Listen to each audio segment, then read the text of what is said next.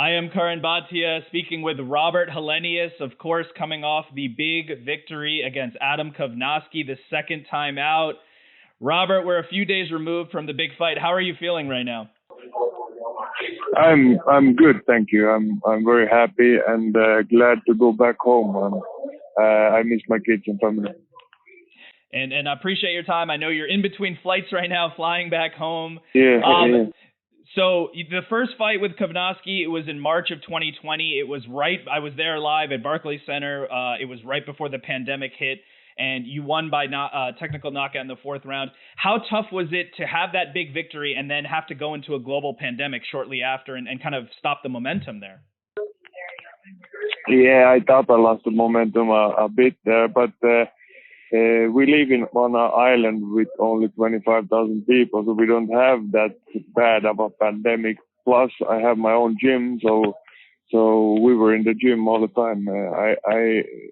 My life was perfectly normal in where I live, so I didn't have any issues with that. So I could keep in shape, and everything was perfect. But of course, I would have liked to fought him sooner, but it is what it is. And so you did have to wait until this moment for the rematch, and I know that you train in the Åland Islands, which is a remote area, as you mentioned. So it's good that you were able to stay safe during the pandemic. In preparing for the rematch, the first time around, we know that Kownacki is a volume guy, and you were able to catch him and really slow him down. Did you make any adjustments in preparing for him in the rematch? Yeah, well, I had a long preparing time. I had nothing else in my mind. I had a tunnel vision for this fight for over 2 years now. So I've been doing everything to beat him and preparing for him, doing better footwork, being faster and more explosive.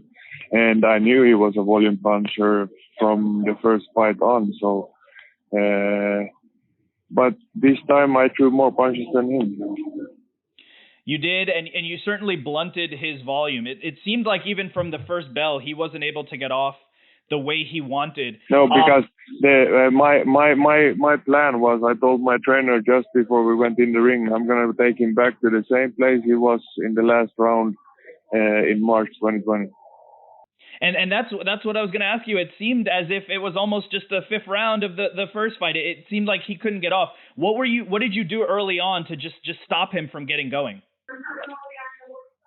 Well, I caught him with a left hook and a left uppercut, and then I just thought I will throw a couple of really hard combinations at him, and he was stunned early in the first round. So I think he mentally, for him, when he had never lost before and he got knocked out in March 2020, so I knew he was mentally unstable, because if he's gonna get bust again in the early rounds, he's gonna not want to be there.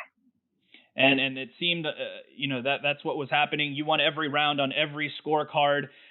Did you just notice, after your early attack was working and you blunted his offense, it seemed like he had no response.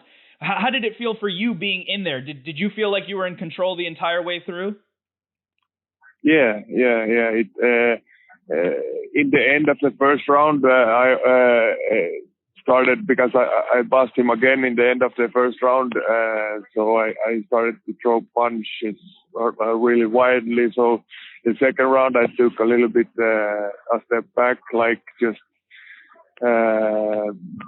jabbing him and stuff. But of course, keeping the distance and keeping the dominance going. But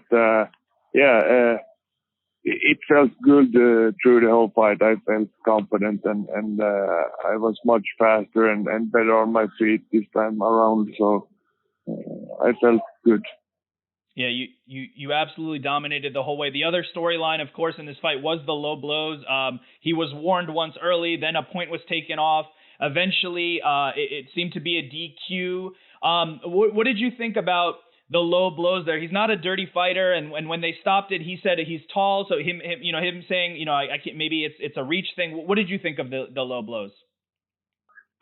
Yeah, I don't put much value in it. I knew he was mentally broken after he got, especially in the fifth round, he got hammered by me. So I understood that he did want to go out on his shield. So that's probably his way to say enough is enough. And the fight, it was waved off. The referee told him, "I'm going to disqualify you," but then it was announced as a TKO win. Now, it certainly could be a TKO because you were absolutely destroyed.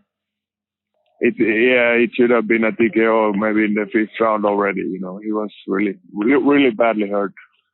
And that's what I was thinking, that if it is a DQ, it kind of takes away a knockout from you, because you certainly were dominating him enough to get a knockout. Would you like to see it, if it's not officially changed to a TKO, would you like to see it officially changed to a TKO?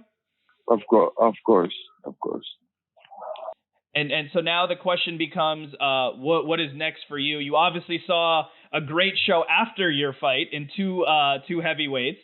Who do you want to fight next? Well, 2020 March, it was already mandatory, WBA mandatory. So I'm hoping to get a title shot against, I think, who is holding the WBA. Would you want to take on Alexander Usyk?